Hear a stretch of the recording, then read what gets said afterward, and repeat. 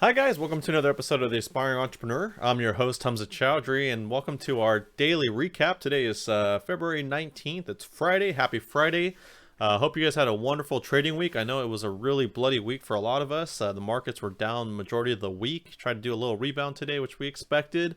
And of course, always want to end the week on a positive note. So hopefully you guys saw it. A lot of the stocks I think were basically green. And so we had a sort of a nice day, and then the second half things started to kind of fade from the highs of the day, which is expected. People are just closing out their week and taking profits. So with that said, guys, I just go over in this video the top stocks that we cover in our Sunday night update video, which for this week we're covering Apple, Tesla, Palantir, and AMD. And so what I do is just kind of go over the daily price action. So for today, for Apple, we have a strong support at 127.50, which we identified quite a while ago. And yesterday we had this test right here. You can see this on my 15-minute chart. A test, I believe this was around 127.40. And, you know, today it was more or less flat. It seems like we do have this upper resistance here at 130.80. We had a previous resistance that we've maintained at 130 as a previous support.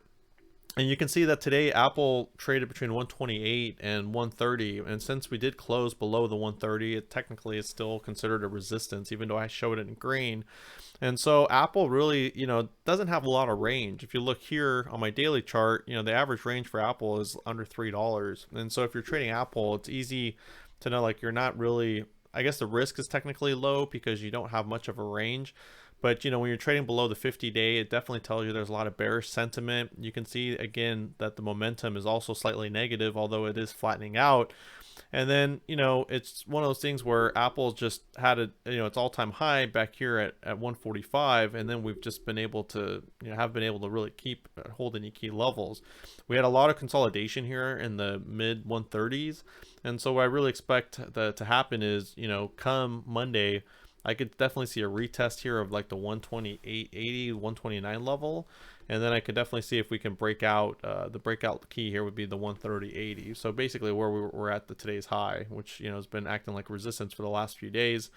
And so, let's see if we can get back to 133.70. If there's continued sort of negative momentum in the market in general, I think we can continue to sell off. But, keep in mind, guys, at 130, Apple's already discounted almost 15% from its recent highs.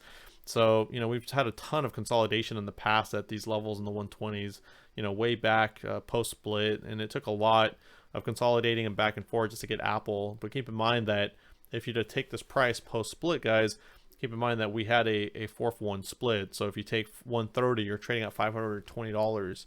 And keep in mind that during the crash in COVID, Apple was trading around like $50. Okay, so it's gone up significantly. It needs a breather. The S&P was trading at all-time highs, but with all the exciting things Apple has come in, I wouldn't be surprised if we started testing the mid 130s next week.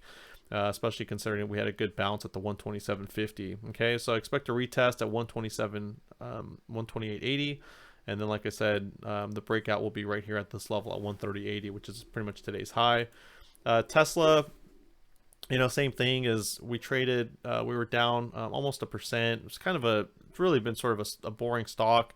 The range has been, was really small today at, less than $20. It used to have almost a $40 ATR, which was awesome. And you can see this new indicator that I know one of the listeners had asked about is, I haven't really talked about it because I'm still testing it out, but it is called the TTM, sort of like an indicator to just let you know that these red dots indicate when the Bollinger Band is inside the Keltner Band. And it just basically, the idea is that their market has extreme periods of really tight consolidation, and it indicates that there might be a breakout coming real soon. And the direction of the breakout is dependent on where the momentum is. And so for Tesla, we know that we've had, essentially for a long time now, we've had a lot of negative momentum, though it is starting to flatten out. So the fact that the directional lines are downwards show that the sellers are essentially in control of Tesla. And if we look here, right, we've essentially had a lot of selling pressure come down. We do see a channel created here in the Bollinger Band, which did start the series of these red dots, which indicate when the Bollinger Band's inside the Keltner channel. And so, it's just something I'm testing out. That's why I don't really talk too much about it. I do, try new things to see if there's indicators out there worth my while but we're getting at 40, for the oversold part of Tesla. So I wouldn't be surprised the fact that we've held above the 50-day, that if we can continue trading and validating this 775 support, which we've had, to that we'll get back up at least back into the 800s next week. But again, the whole market in general has just been selling off. So it's just been, a slow stock. It's been boring, and it's been consolidating, and the volume's been relatively low. Today you could see we traded, 18 million, and typically we trade at an average of around 22. So, market cap's, 750 billion, almost at that trillion. So I think it'll be fine. I'm not too worried about it. I added a few shares today, just realizing that we're holding, this key level here at 775. So, just get it back, and I'll probably sell it maybe closer to the first resistance here back at 835, and just get another position going. Palantir, the big winner for today. I'm sure a lot of you guys who are long Palantir or watching this video are extremely happy with the performance. I feel like a kid in a candy store yesterday. I mentioned, that we had a listener who had a question about, this failing and trading under the 50. And you can see here, guys, look at the volume these last couple of days. So this is the day that a lot of the shares were released, and we had, millions of shares out in the market. So obviously it was a bigger day, and you can compare it to all the previous days. Look at, this volume when we first had this day before the demo day, we had a lot of trading volume, and it felt very heavy. But look at yesterday and then look at today, right? So we sell off the stock. All of the, the algos are picking up the shares at a discount. Like we mentioned, we're not going to sell at all-time highs. We're going to let the stock flush. And then when all of these shares come to the market, the stock is discounted. All of the algos, all the heavy hitters are getting them at discount. We know that Kathy added apparently another 5 million shares of Palantir. And like I said, when I saw this thing at 25, I added shares too. I mean, this was just a bonus. I mean, this is a steal, for a stock that traded from 20 to 28 to 30 really for a couple months to be able to get it back at that price point, right? So we want to buy here, guys, and just sell on these rips, sell on the upper channel when this thing starts to rip again, when you see this next leg up, so as this sort of the upper and lower band of the Bollinger come together and you start to consolidate like you did here, and then you can see when the channel formed and it just broke out, you just want to sell on these rips. So again, solid trade. I mean, we hit almost $30 today, and we were trading at 25. We're up as high as 15%, right? We almost traded up to $30. And the key here too is to look at, where's this 50-day? Is it still acting as resistance? And so the last I checked, the 50-day, I believe, was right at 28.88. Okay. And if you look at today, where did we close at? Right at $29. Okay. So the fact that we closed right above the 50-day could validate potentially that the 50-day will now act as support. Okay. And you can see that we not only had a lot of negative momentum, but we are also oversold.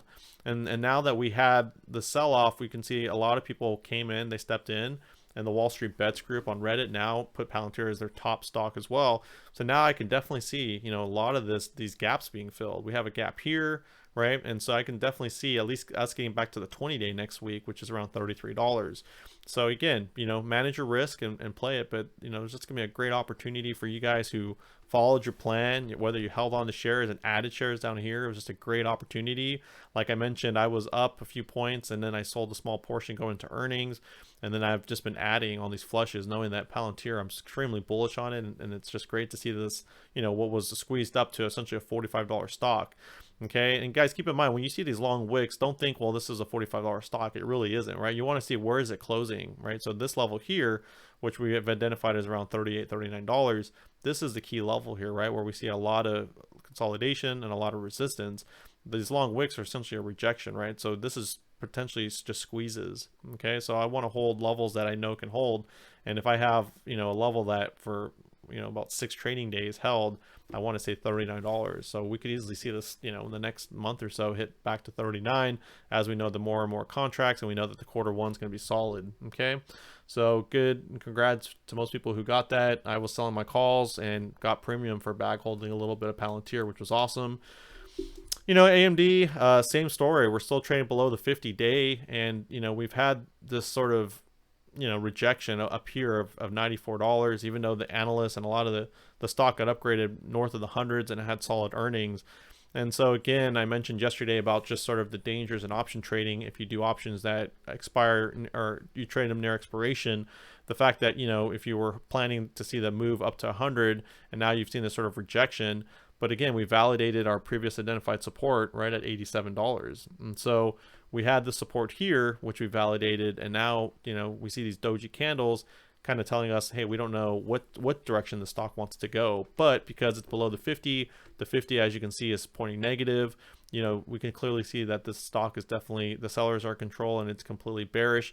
Until we get over the 50 and it starts acting like a support as it was here, then we can start to see a positive trend.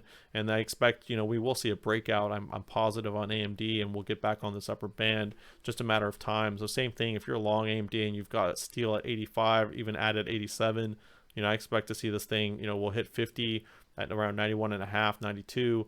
And then I expect that we'll definitely get it back up here in the 96. It's just a slow mover, guys. It's not that exciting. It trades the same thing here, about less than $3 on an ATR. So it's not much movement, but clearly you can see that there's some resistance here in the 90 range. But we clearly validated our $87 support down here. Okay.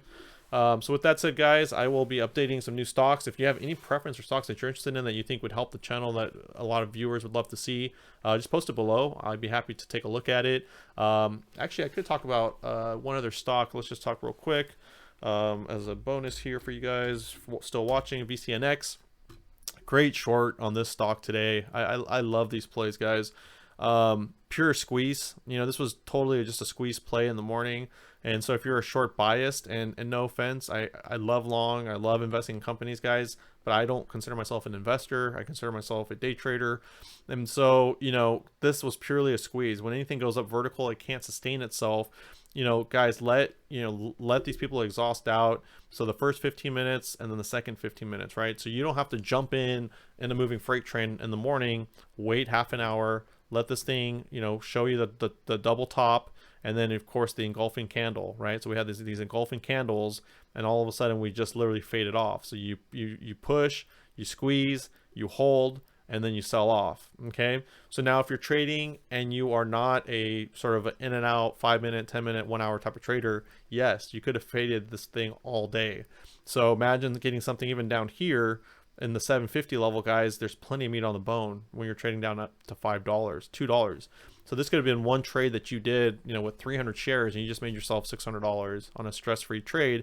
And of course, what you do, if you, for example, trade here, you want to find the levels that are failing, you can risk 25 or 50 cents. And so it was a great trade.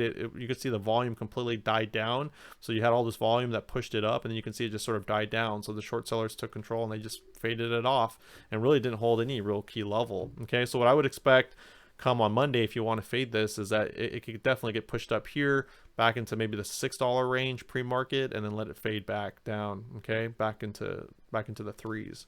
All right, guys, good luck. Have a good weekend. I'll see you on Sunday. Bye.